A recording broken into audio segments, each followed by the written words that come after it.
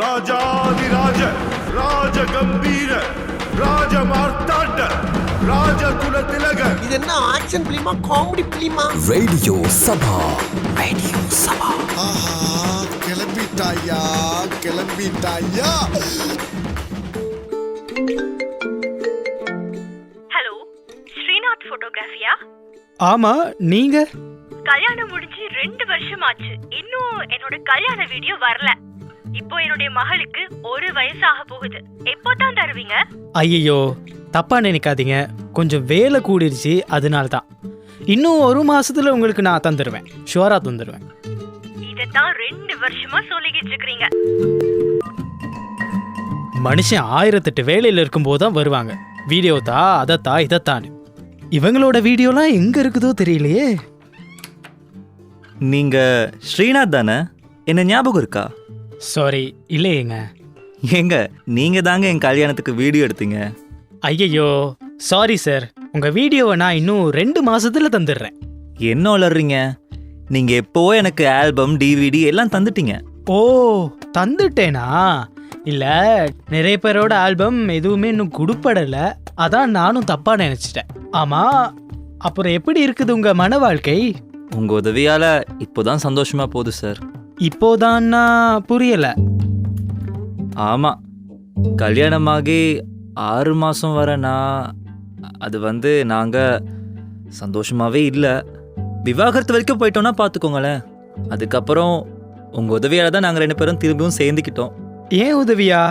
புரியலையே. கல்யாணம் ஆகி என் வீட்டுக்கு வந்த என் மனைவிட போக்கு எனக்கு பெருசா பிடிக்கல. மரியாதை இல்லாம அவ பழகுறது, எதிர்த்து பேசுறது, எதையாவது நினைச்சிட்டு அழுதுட்டே இருக்கிறது, என் வாழ்க்கையே வெறுத்துருச்சு. ஒரே ஒரு வழிதான்னு தோணுச்சு, அவளை அவ பிறந்த வீட்டுக்கே அனுப்பிடலான்னு நினைச்சேன். அதுக்கப்புறம் கொஞ்ச காலம் கழிச்சு அவளா மாறிடுவான்னு நம்புனேன். ஆனா நினைச்சது ஒண்ணு, நடந்தது வேறொன்னு. அவ மாறல. மாறலன்னு எப்படி நீங்க தீர்மானிச்சீங்க? ஆமா, அவ வீட்டுல இருந்தா என்னை யாருமே விசாரிக்கவே வரலையே. நானா போய் கூப்பிட்டா என் கௌரவம் என்ன ஆகுறது? அவளை அவ வீட்டுக்கு அனுப்பினதுக்கு அப்புறமா விவாகரத்து நோட்டீஸ் கூட அனுப்ப நான் ஏற்பாடு பண்ணிட்டேன். ஒரு நாள் தற்செயலா எங்க வீட்டுல டிவிடி பிளேயர்ல சினிமா பார்த்துக்கிட்டு இருந்தேன்னா, ஒரு டிவிடி எடுத்து பிளேயர்ல போட்டா அது என் கல்யாண வீடியோ. மூவி கவருக்குள்ள தற்செயலா என் கல்யாண டிவிடி நுழைஞ்சிருச்சு போல. இப்படி பாடாப்பட்டு வாழ்ற வாழ்க்கையில கல்யாணம் எப்படி நடந்துச்சுன்னு திருப்பி போட்டு பார்த்தேன். படத்துல என் மனைவிட முகத்துல எவ்வளோ கவலை தெரியுமா? பயம். ஏதோ ஸ்கூலுக்கு முதல் நாள் போற மாதிரி இருந்துச்சு அவ முகம். அவங்க வீட்டார் முகத்திலையும் சொல்ல முடியாத அளவு கவலை.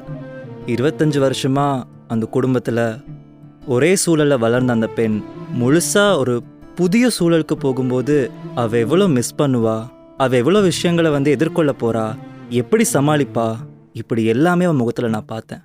தாலி கட்டும்போது அவங்களோட அப்பா ஒரு குழந்தை மாதிரி அழுந்த அந்த காட்சி என்னை ரொம்ப யோசிக்க வச்சுது. ஒரு புதிய சூழலுக்குள்ள அவ உடனே பொருந்திவிட வேணும்னு எதிர்பார்க்கறது என் தப்பு தானே? அவளுக்கு அந்த சூழல் கொஞ்சம் பழக வரைக்கும் நான் தானே 2 பக்கத்துக்கு ஒரு பாலமா இருந்திருக்கணும். ஆனா நான் தான் ரொம்ப முரட்டுத்தனமா இருந்துட்டேன்.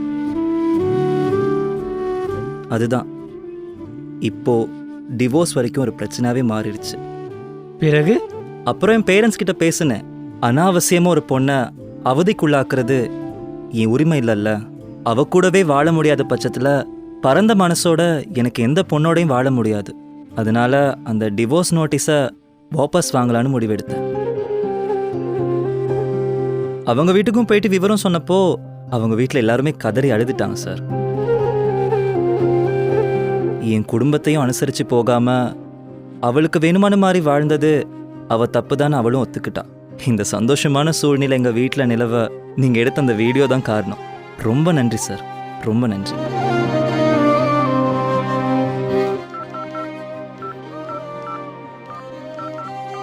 ஹலோ சார், உங்க வீடியோவை இன்னும் 1 கிழமையில தந்துடுறேன் சார்.